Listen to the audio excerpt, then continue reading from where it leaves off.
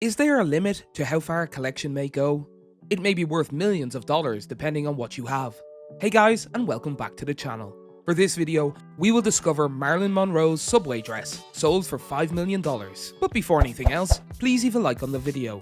Also, don't forget to subscribe to our channel and click the notification bell down below so you won't miss our videos. Without any further ado, let's hop on right to the video. Ripley's Hollywood Boulevard Museum paid almost $5 million for the glistening gown when it was auctioned off. Marilyn paid about $1,400 for it, which is approximately $12,000 now. And who can forget the cult masterpiece, the 7-year Itch's subway dress. The ivory pleated dress, often known as the flying skirt, flew away as Marilyn stood over a New York subway grill with a fan beneath. The director neglected to account for the intricacy of the sequence, even though it was in the screenplay. As a result, it took 3 hours and 14 repetitions. The final cut featured the same shot performed in California. Passers-by, photographers, and the media will have ample time to experience and capture the event. So, what exactly is the backstory behind the dress? On September 15, 1954, Marilyn Monroe, dressed in a tiny white dress, stood on a subway grate in New York City, fighting an upward wind.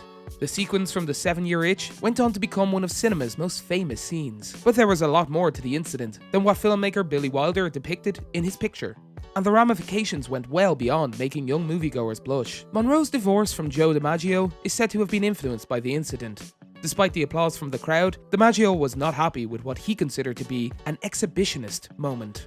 Everything became silent as Monroe's angry husband rushed across the set and abruptly exited the picture, according to photographer George S. Simbel. Following a violent confrontation at their hotel following the shoot, Monroe filed for divorce from the baseball star on the basis of mental abuse. Thousands of admirers watched as the filming began at 1 a.m. Monroe perched on a subway grate at the corner of Lexington Avenue and 52nd Street in New York, an hour after midnight, and produced cinematic magic 14 times. The sequence required 14 tries to perfect, and it took 100 male photographers and between 2,000 and 500 onlookers, who all shouted every time her skirt flew up, 3 hours to shoot. However, the final version was shot in California. The team couldn't get it perfect despite 14 tries, thanks in part to the constant noise produced by the throngs of spectators on stage. The sequence was reshot on the Fox lot in California later that year, with the original location shots utilised for commercials and promotions. Marilyn was cautious not to reveal too much of herself. While she grabbed the dress before it flew up over her head, she still took measures to ensure that anybody watching didn't see too much. She wore 2 pairs of white panties so that no one had a clear view after the fan blew higher.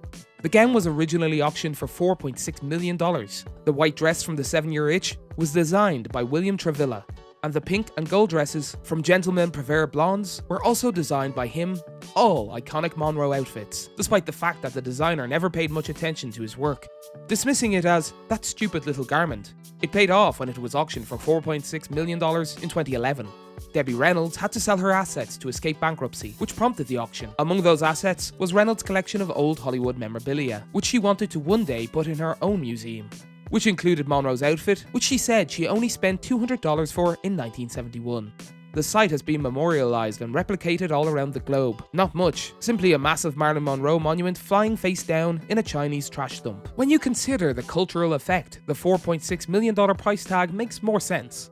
Villagers in Japan created a 140 by 100 meter picture of Monroe in a rice field, made from 9 different types of rice, while New Jersey purchased a 26-foot tall, 34,000-pound monument of Marilyn in her famous stance earlier this year. The Forever Marilyn monument was originally shown in Chicago and Palm Springs, and a replica was recently abandoned in China, which experts claim was not designed by American artist Stuart Johnson. So much for it being a funny, tiny gown.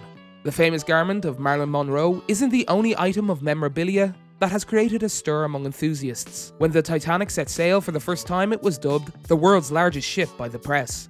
Everything connected to the ship seems to be highly valued in the market. A deformed silver brandy flask discovered with first-class passenger Edward Kent, who died in the disaster, sold for $100,000. Meanwhile, a Titanic letter sold for about $175,000, which was more than the flask. Sea stains remained on the notebook, which had survived the Atlantic Ocean. The date was prior to the ship colliding with the iceberg. Nate D. Sanders' auctions also featured a number of Titanic-related artifacts that it had sold. Someone paid $866 for a life vest prop. Another spent at least $20,000 on a Leonardo DiCaprio costume tag. In 2012, the outfit worn by Kate Winslet's role during a famous party scene was auctioned off for $330,000. Today, autographed items may be found for as little as $400 in certain shops. While it may seem excessive to some, their value may increase by thousands in the coming years. As a result, they're great investments and great discussion starters at home. That's it for today. If you guys enjoyed the video, make sure to hit that like button. Don't forget to subscribe and turn on that notification bell so you never miss out on any future content we'll produce for you guys. We're signing off now, but we'll be sure to catch you all in the next one.